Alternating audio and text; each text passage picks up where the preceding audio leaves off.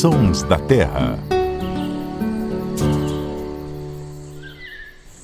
Olá, seja muito bem-vindo. Esse é o Sons da Terra, o podcast / videocast do Terra da Gente em parceria com a Rádio CBN. Eu sou Marcelo Ferri, repórter do Terra. Estou aqui com meu colega Paulo Augusto. Tudo bom, Paulo? Tudo bem, Ferri, Luciano. Mais uma vez, um prazer estar reunido com vocês para falar de natureza. Agora pertinho, né? Pertinho. O biólogo Luciano Lima, que sabe tudo de bicho e mato. Seja bem-vindo mais uma vez. Obrigado. Tudo bom, Marcelo? Tudo bom, Paulo? Um oi especial para todo mundo que está nos ouvindo e nos assistindo, né? Exatamente. Se você está nos ouvindo pela rádio ou pelo podcast, dá um pulinho lá no nosso canal no YouTube. É o canal dos Sons da Terra, só buscar por a gente lá. E essa edição dos Sons da Terra também está em vídeo. A gente está aqui em Monte Alegre do Sul, na Pousada da Fazenda, cercado pela Floresta Atlântica, cercado por bicho. Então eles inclusive devem participar um pouquinho aqui, né, do nosso podcast. E a gente separou algumas espécies que ocorrem nessa região aqui para poder falar delas nessa série de videocasts dos Sons da Terra. E uma delas não ocorre exatamente em mata fechada, como, né, é o que predomina aqui. É um bicho que gosta de campos abertos. E é um bicho que é muito exclusivo. Ele é diferente de qualquer outra ave. É uma ave, já estou entregando aqui, mas é diferente de qualquer outra ave. Que bicho é esse, Paulo? É a siriema, né? Siriema é um bicho muito fascinante, né? Eu acho que até pela questão da aparência, eu lembro quando era moleque lá em Nova Europa, eu vi a siriema, eu lembro que eu fiz uma pequena redação, a gente mandou para um jornal, chamava acho que Jornal Verde na época, né? Nunca foi publicado, acho que não sei escrever direito o negócio. Quando você era pequeno lá em Nova Europa. Lá em Nova Europa. E aí, não. Mas eu lembro da siriema, que foi uma das aves assim, que mais me chamou a atenção. E por conta também das músicas sertanejas, que sempre tem siriema, né? O cantar dela é muito marcante. A gente pode até depois fazer uma roda de viola aqui e falar um pouquinho. O Luciano tem a preferida, eu tenho, o Ferri tem a dele. Mas a aparência da siriema, eu acho que é uma coisa que impressiona muito, né? Chama muita atenção. E aí eu já pergunto pro Luciano, siriema tem cílios? Para quê? Para que servem aqueles cílios? Já começou com pergunta difícil. Eu falei que não ia combinar nada, que ia deixar... Vamos lá, sim, siriema. Essa pergunta é da Nanda, a Nanda passou. Entendi, ela veio pelo WhatsApp. WhatsApp. Tá siriema tem cílios sim, mas tem uma coisa interessantíssima sobre isso, que os nossos cílios são pelos, né? Pelo, igual pelo. Os cílios da siriema não é pelo, é pena modificada. Então a gente está falando aí de uma convergência evolutiva. A siriema ela desenvolveu os cílios. Tem algumas outras aves que tem também, geralmente são aves de ambientes abertos. Os calaus, que é um grupo parecido com o tucano, mas não tem nada a ver, não é parente do tucano. Da África, de alguns calaus têm uns cílios também super compridos. E os cílios nada mais servem para proteger os olhos, tanto de contato de poeira, quanto também se você estaria se alimentando de alguma presa. Isso protege casca, escama de inseto, por aí vai. Então sim, as siriemas têm cílios, mas são diferentes dos nossos cílios. Porque não é pelo, é pena. É pena sem as bárbulas, né? Sem as beiradinhas. E outra coisa muito típica da siriema, que está no nome dela, o que é siriema? Boa pergunta. O que é siriema? Crista levantada. Exatamente. Eu fiz a lição de casa, tá até escrito aqui, ó. Vem do tupi, saria, que é crista, M levantada, então seria Saria M. Mas tem gente também que fala que é a ema de crista. Pode ser também. Pode ser também. Mas, enfim, a gente sempre fala essas etimologias de tupi, mas quando você pega o dicionário, tem um zilhão. Pode ser isso, pode ser aquilo, porque no final das contas... Ninguém sabe ao certo. Ninguém sabe ao certo, dependendo da língua que foi. Mas tem a ver, sim, com a crista da siriema, né? Que é super particular. Isso que a gente falou no começo aqui é muito interessante, porque não existe outra ave parecida com a siriema. A siriema é inconfundível. Existe a outra, a gente sempre fala siriema do Brasil, mas tem uma outra siriema, que está presente no Chaco do Paraguai e da Argentina ali, mas ainda assim é diferente, que ela tem as pernas pretas. Né? Ela é um bicho bonitão, menorzinho um pouquinho. Mas a siriema do Brasil, inconfundível. Não é aquele tipo de ave que você fala, será que é isso ou aquilo? Vou mandar pro Luciano Lima identificar, não vai ter essa confusão, né? E é um bicho exclusivo de áreas abertas. Ela não gosta de matas, tanto que não está na Amazônia, né? Não, inclusive ela é uma dos animais, aí a gente tem vários animais que estão expandindo a sua distribuição naturalmente. Então tem uma foto, você está no Wikiadas, tem uma siriema acho que é em Niterói, no Rio, que tá um mar no fundo. Aí eu brinco, quando os mineiros finalmente conseguiram conhecer a praia. Diante mineiro aí. Siriemas foram conhecer a praia. Mas são aves típicas de ambientes abertos. Originalmente típicas do Cerrado, Pampa, Pantanal, tão presentes também nos campos de altitude. Por exemplo, no Itatiaia você ouve siriema às vezes. Mas eu não sei se elas chegaram lá depois do desmatamento, que esses animais eles estão expandindo a distribuição com base, por exemplo, lobo-guará. Lobo-guará é um bicho também que, conforme a mata vai perdendo espaço, esses bichos vão se expandindo a distribuição. A siriema é uma... Eles vão, entre aspas, muitas aspas aqui, eles vão se beneficiando do desmatamento. Não, esses animais não precisam nem das aspas, esses animais de fato se beneficiam do desmatamento. O que não quer dizer que todo animal de área aberta se beneficie de desmatamento. Então a gente tem o cerrado, que é um domínio natural que você tem vários tipos de vegetação diferentes, várias fitofisionomias. Por exemplo, você pegar o papamoscas do campo, que é um micro passarinho que vive no campo limpo do cerrado. É um bicho que ele não vai se dar bem num pasto, embora o ambiente seja parecido. Então tem que tomar cuidado quando a gente fala isso, que não é todas as aves de ambientes abertos que conseguem viver em áreas de pastagem e por aí vai. As eremas são os últimos representantes vivos de uma... São os parentes aí mais próximos de uma família de aves, está extinta, dos Forus racide, cujo nome nada mais é que as aves do terror. Então as aves do terror eram um grupo... foram os principais predadores dominantes na América do Sul até o momento que a América Central surgiu aí, que vai mais ou menos entre 5 a 3 milhões de anos, dependendo da fonte que você segue. Mas quando a gente fala de onça pintada, quando a gente fala de lobo-guará, os carnívoros, os felinos, os canídeos, eles não eram animais nativos da América do Sul, eles vieram da América do Norte quando surgiu a América Central. O Istmo do Panamá. O Istmo do Panamá, exatamente. E quais eram os principais predadores na América do Sul? Eram as aves do terror, que nada mais eram que a cabeça do tamanho de um cavalo. E eles chutavam e comiam. Tem gente que fala que eles comiam talvez um pouco de carniça, tem gente que fala que não, que eram aves super predadoras. E a siriema tem várias coisinhas ali interessantes. Recentemente saiu um artigo muito legal mostrando que uma das unhas da siriema, de um dos dedos, ela é bem curvada. Lembra aquela garra do Velociraptor do filme de Jurassic Park? E todo mundo achava que o Velociraptor usava essa garra para rasgar a presa. Mas não é. Com base em observações da siriema, ficou provado que essa garra nada mais serve que para pinçar. Então ela pega um passarinho, um filhote de passarinho, um rato, e ela com essa garra levantada, ela fixa esse rato no chão e ela vai arrancando pedaços.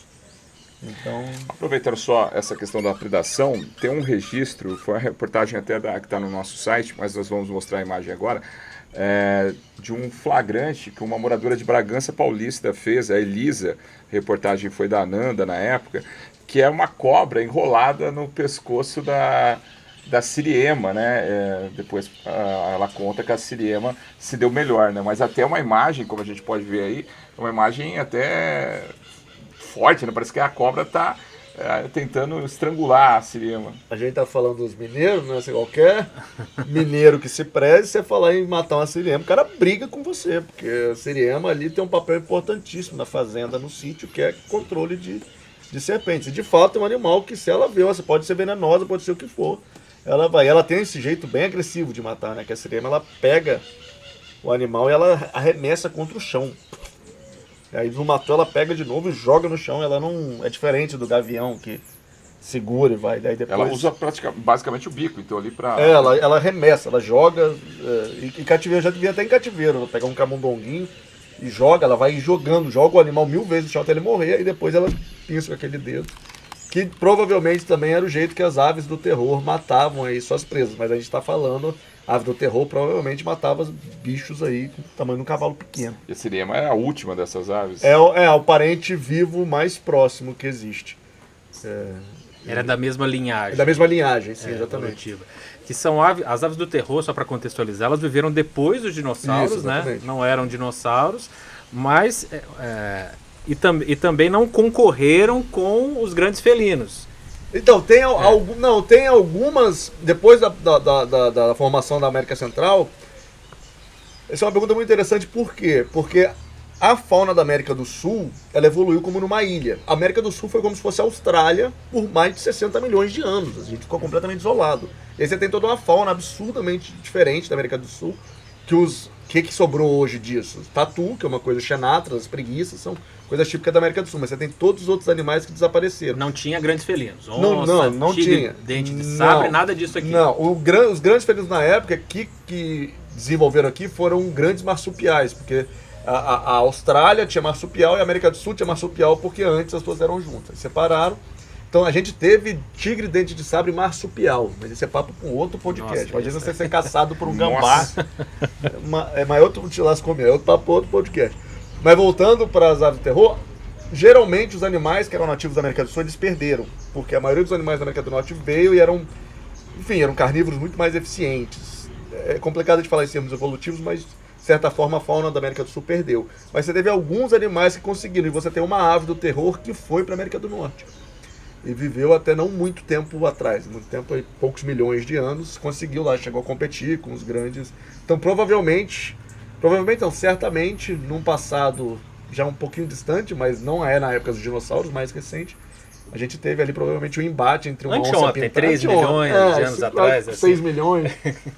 A gente deve ter tido um embate entre uma onça pintada e uma ave do terror. E dessa linhagem o que sobrou foi a nossa siriema. Foi a nossa siriema. Você olhar para a siriema e você olhar para o passado. Literalmente. E por isso que é um animal muito... Os observadores de aves, quando vêm do mundo inteiro, a siriema, red-legged siriema. Não, e é um bicho muito bonito, É, né? eu Ela é o preferidos. símbolo do cerrado, né? De certa forma, assim, entre as aves. E a gente fala muito do canto, né, da siriema, que para uns ele também é o chama-chuva, né, que em algumas regiões o pessoal fala que quando a siriema canta é porque vai chover, né? Tem uma questão, o horário que ela canta, o entardecer, né? De manhãzinha. De manhã. Marcam, defendem território, vivem em grupinhos familiares, né? Geralmente o casal, mais E o ninho. filhote. A siriema faz, a gente tá falando de siriema voa, não voa, a gente tá brincando, mas siriema prova que siriema voa, que siriema faz ninho na árvore. Elas utilizam aí ninho, às vezes, de gavião, mas elas dão uma melhoradinha no ninho, elas geralmente botam os ovos, geralmente não sempre botam os ovos em cima da árvore. E nunca estão muito sozinhas, né? Sempre você vê um casal ou um grupo. Ou um grupinho. É um animal, inclusive, eu sei que tem alguns biólogos que escutam e agora assistem os Sons da Terra. É um animal que precisa ser estudado minimamente mais aprofundado. Você tem pouquíssimos estudos de siriema. É um bicho que eu queria muito estudar. E aí você tem... Não por falta de indivíduos para se estudar, né? Imagina, é um bicho que pega o GPS, imagina você ver a movimentação, a relação entre os casais, contaminação por veneno, que a gente está falando ali. Às vezes ela está ali, vive perto da gente, mas o pessoal usa agrotóxico nas lavouras, os ratinhos comem aqui coisa com agrotóxicos, insetos, e provavelmente as siriemas bioacumulam grande quantidade de agrotóxicos. Então você pode estudar por vários espectros. E ela é veloz? Muito. Corre bastante. Inclusive tem os dedos reduzidos para correr. Tem alguns estudos que dizem que chega a 50 km por hora. 50, Já viu a siriema voar? Não, eu vi ela correr, voar. Eu brinquei, falei, cara, esse negócio de que siriema voa, brincadeira, claro, o pessoal que tá assistindo, que eu nunca vi a siriema voar. Eu vi ela correr na estrada, às vezes, né, no campo, o pessoal... Você já viu a siriema voar? Já vi ela correr e de repente Ela pega... Ela pega... Não vai voando que nem um falcão peregrino, Mas é um voo curto, né? Tipo, é pra empoleirar ou pra fugir do predador, quando tá interagindo também. Mas ela não caça de espreita, não fica olhando, não. Ela caça no chão. Ela é uma ave... ela voa, mas a gente pode dizer que ela é uma ave terrestre. Terrícola. E o que chama muita atenção, se por um lado se estuda pouco a siriema, na música, né? A gente estava brincando aqui antes, cada um falou uma música aqui, se fala, é muito cantada, né? Uma ave muito cantada, né? Eu me lembro agora do Mário Zan, né? Que o Tonico Tinoco cantou, que é o siriema do Mato Grosso, né? Teu canto triste e faz... Lembrar aqueles tempos que eu viajava, tenho saudade. Traz o violeiro. Eu lembro que eu ouvi essa música um dia com a TT Espíndola, né? Sim, e ela ainda faz a voz. A voz, né? Muito. Tem uma outra dupla, Goiânia e Paranaense, também, que a hora que eles falam da siriema, eles fazem um arranjo na viola imitando o canto, né? O canto dela é muito marcante, né? O canto da siriema é esse música. Sobe som, sobe som. Sobe som, tá aí, ó. Esse é um... Todo Quem sabe mundo alguma conhece. canta aqui, a gente tá chegando ao fim de tarde, né? Quem sabe é, alguma é, canta é. aí, algum pasto aqui. Não, vocês sabem que a gente tava Vamos ficar nessa gravando... expectativa. Parecia até mentira. Opa, Cambacica. Cambacica. A gente faz um podcast sobre você. A gente tava gravando falando do Urubu Rei aqui agora há pouco, veio o Zaga e falou, o Urubu Rei tá voando em cima. Eu falei, caramba, isso que é uma Ele veio, conexão, tá falando o que de mim aí, né? O cara quer se manifestar, né? E esse canto, né? Dizem que ela canta, o canto vai longe, né? Que Não, você ouve a quilômetros. Diz que ela é um canto forte, né? Marcante. Parece um latido, né? Tem gente que fala que é um latido. Você escuta muito longe.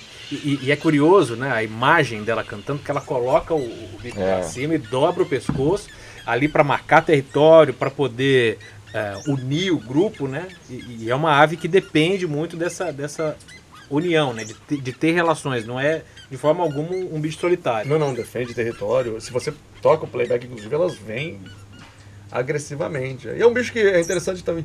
Alguns lugares, é outro animal que mostra. A gente estava falando esses dias também no podcast que a gente, naturalmente, as crianças, elas adoram a natureza. E tem contato com a natureza, não tem medo da natureza. E, de certa forma, os animais também eles não tinham medo dos seres humanos. A gente que ensinou os animais a terem medo dos seres humanos. E a siriema é um animal que, dependendo do lugar, da fazenda, ali os filhotes nascem, o pessoal... já vi lugar que a siriema entra dentro da cozinha, pega uma... Eu já fui em restaurante em Minas Gerais que ela subia na mesa. Subia na mesa para poder roubar restinho de comida. Ali. E além do homem, né? Destruir e tal, na natureza qual o predador da A siriema? siriema tem alguns predadores, por exemplo, grandes aves de rapina, de áreas abertas, o águia cinzenta, ela pega, não só Chega a pega, pegar. Mas o filhote ou pode pegar uma adulta também. A águia cinzenta é uma tora de águia, né? Então... Porque a siriema chega num porte... Não, chega, mas é uma... 1,5 kg, né? É, Acho que esmilinguida, a né? literatura diz 1 kg, 1,5 kg. É esmilinguida mesmo. É comprida, mas não tem tanta massa, né? É uma modelo aí, uma modelo do mundo das aves. E a gente tá falando dos ninhos, chega a botar quantos ovos? Assim? Geralmente 2, 3 no máximo. De repente tem 2 filhotes. Geralmente no ninho você vê 2 filhotes. E o filhote da siriema pré-histórico é um adjetivo ruim também, né? Tem coisas que estão vivas aí, são pré-históricas. Mas se tem uma coisa que parece pré-histórica é filhote de siriema. Nunca vi como é que Olha aí, vamos ver então. Bota aí a imagem do Bota a filhote imagem de aí siriema. do dinossaurinho. De Noé. Agora, só para dar um ponto final à polêmica, porque antes da gente começar a gravar aqui surgiu essa polêmica. Siriema voa ou não? Então a gente já sabe que ela dá voos curtos, mas ela precisa voar para se empoleirar em árvores. Sim, e para duas coisas importantes. Ela choca no alto da árvore e ela dorme todo dia na árvore. Sim. Exatamente. Porque também é uma ave grande. Então, se uma onça, a gente falou dos predadores, falei de ave, mas se uma sussuarana tiver a chance de pegar uma siriema, acho que até uma jaguatirica pega. Não vai. É um quilinho de carne, né? Não dá para se dispensar. Não. E a gente falou aqui você citou os predadores da siriema e a gente deu uma passada sobre as presas dela, né? A gente falou muito da cobra, né? Que no campo a siriema é bem-vinda porque elimina cobras do campo, dos sítios, das fazendas. Mas o que mais que a siriema come? De tudo? Come rato também. Então, outro animal também que as pessoas na roça não querem de jeito nenhum, rato em casa. A siriema come rato, a siriema come cobra, a siriema come filhote de passarinho, a siriema come anfíbio, rã, não sapo. É um animal bem... Andou, caminhou, ela vai lá e se alimenta. Tá, e nesse caso das serpentes, das cobras, a gente falou que é um alimento que ela gosta muito. Ela não se fere, a cobra não pica, não mata a siriema? Ela é imune ao veneno da cobra? Que história é essa? Não, é uma pergunta interessante. A gente sabe que tem alguns animais que são imunes a veneno das serpentes peçonhentas, especialmente de mamíferos. A gente desconfia que talvez a siriema possa ser, mas não existe, a gente está falando aí de estudos que precisam ser feitos, não existe nenhum estudo que comprove ou desprove isso. É mais o fato dela se alimentar bastante de serpentes peçonhentas pode indicar aí que tem alguma coisa envolvida, ou então é uma habilidade, porque ela tem essas pernas compridas, né? Que não tem carne na perna, né? Então uma serpente... Esse barulho, para quem escutou, né? Estamos gravando na fazenda aqui, tá ventando. Foi alguma coisa que caiu. Não é uma siriema que passou voando. Não é uma siriema que passou voando, mas tem uns beija-flores aqui. Perictão Maracanã, tá gritando. Rodeando a gente. O fato dessa espécie não habitar a Amazônia como habita todo o resto do Brasil, está ligado ao hábito dela de gostar de campos? Isso, exatamente. É um bicho que é de áreas abertas, como você falou no começo. Mas algumas dessas espécies, semana passada eu estava na Amazônia com um grande ornitólogo da Amazônia, o professor Mário Conraft. Ele está mandando um abraço pro Mário, grande amigo. E o Mário foi engraçado que estava me contando: eu lembro quando chegou o quero-quero aqui em Manaus. Eu lembro quando chegou tal bicho, que os bichos agora estão chegando na Amazônia por conta da devastação. A gente fala que as aves são excelentes bioindicadores, ou seja, são animais que indicam mudanças no meio ambiente, coisas que estão acontecendo.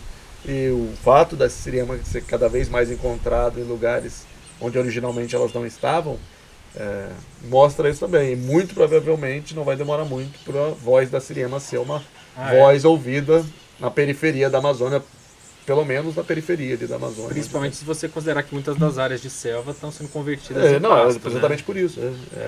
E isso é devido muito a essa adaptação dela, inclusive na questão da alimentação, né? Sim, não, ela pega animais em campo aberto. Então, onde ela conseguir chegar, e tem essa dieta diversificada, como a gente falou, né? Não come fruta, mas o que está mexendo ali, ela ataca. Ela ataca. Pô, se você quiser ver fotos bem legais da siriema, dá um pulinho lá no nosso Instagram, o @terra da gente. A gente vai publicar também aquele vídeo. Você citou aí uma reportagem que entrou no site, né? Isso. Da siriema predando a cobra. Mas tem um vídeo também muito legal no nosso Instagram, acho que é um dos mais assistidos, inclusive, do nosso perfil, que mostra a siriema de tão valente, fazendo jus aos seus ancestrais, as aves do terror, perseguindo um felino. É muito bacana esse vídeo, um flagrante de um seguidor, de um telespectador nosso. Tá tudo lá no nosso Instagram, @terra da gente. Se você curtiu esse episódio dos Sons da Terra, se você quiser ouvir de novo, quiser compartilhar, acesse o terradagente.com.br ou então o seu tocador de podcasts preferido. Se você só ouviu a gente e quer assistir a essa transmissão, a essa gravação, procure o canal dos Sons da Terra no YouTube, porque esse episódio também está na versão videocast. Luciano Lima, Paulo Augusto, muito obrigado pela participação mais uma vez. Obrigado, valeu, pessoal. Gente. Até a próxima. Até a próxima. A gente falou de música, quem tiver uma banda aí procurando nome pra banda, Aves do Terror, é um nome ótimo. Aves do Terror, pode ser. Rock, né? Uma banda de rock. Então, pra finalizar, quem que vai encerrar? Qual a música? Não, vamos encerrar com as duas, né? Popurrí. O Léo se vira lá pra colocar do Mário Zan, com o Tunique Tinoco e do Tião Carreiro também. É isso aí, gente. Até a próxima. Sons da Terra.